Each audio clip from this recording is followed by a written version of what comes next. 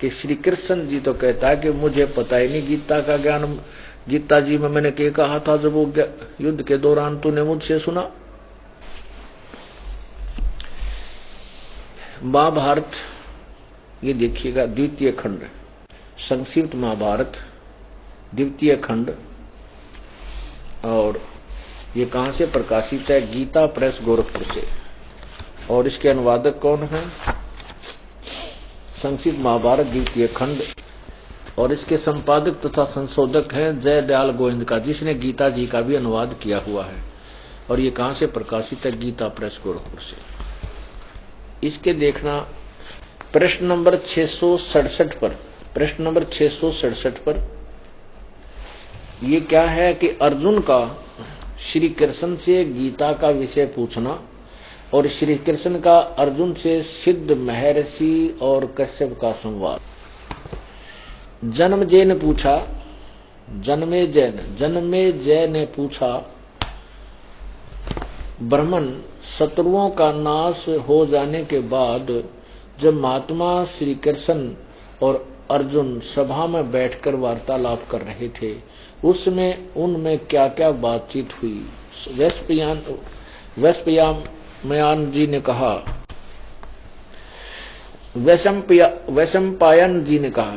वैशंपायन जी ने कहा, राजन, श्री कृष्ण के सहित अर्जुन ने जब अपने राज्य पर पूरा अधिकार प्राप्त कर लिया तो वे दिव्य सभा भवन में आनंद के साथ रहने लगे। एक दिन स्वजनों से घिरे हुए वे दोनों मित्र स्वेच्छा से घूमते घूमते सभा मंडप के ऐसे भाग में पहुंचे जो स्वर्ग के समान सुंदर था।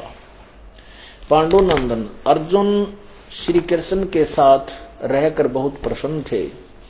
उन्होंने एक बार उस रमणीय सभा की ओर दृष्टि डालकर भगवान से यह वचन कहा, देवकी नंदन, जब युद्ध का अवसर उपस्थित था उस समय मुझे आपके माध्यम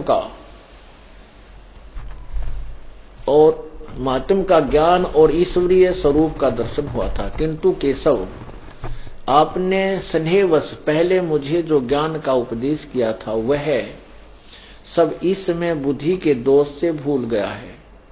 इन विषयों को सुनने के लिए बारंबार मेरे मन में उत्कंठा होती है। इधर आप जल्दी ही द्वारका जाने वाले हैं, अतः पुनः वह सब विषय मुझे सुना दीजिए। वैशंपायन जी कहते हैं, अर्जुन के ऐसा कहने पर वक्ताओं में श्रेष्ठ महातेजस्वी भगवान श्री कृष्ण ने उन्हें गले से लगाकर इस प्रकार उत्तर दिया। श्री कृष्ण बोले, अर्जुन, उसमें मैंने तुम्हें अत्यंत गोपनीय विषय का श्रवण कराया था। अपने स्वरूप भूत धर्म सनातन पुरुषोत्तम तत्व का परिचय दिया था और नित्य लोकों का भी वर्णन किया था, किंतु तुमने जो अपनी नासमझी के कारण उस उपदेश को याद नहीं रखा, यह जानकर मुझे बड़ा खेद हुआ है। उन बातों को अब पूरा पूरा स्मरण होना संभव नहीं जान पड़ता। पांडुनंदन, निश्चय ही तुम बड़े श्रद्धाहीन हो, तुम्हारी बुद्धि अच्छी नहीं जान पड़ती। अब मेरे लिए उस उपदेश को ज्यों का त्यों दोहराना कठिन है, क्योंकि उस समय योग युक्त होकर मैंने परमात्म तत्व का वर्णन किया था।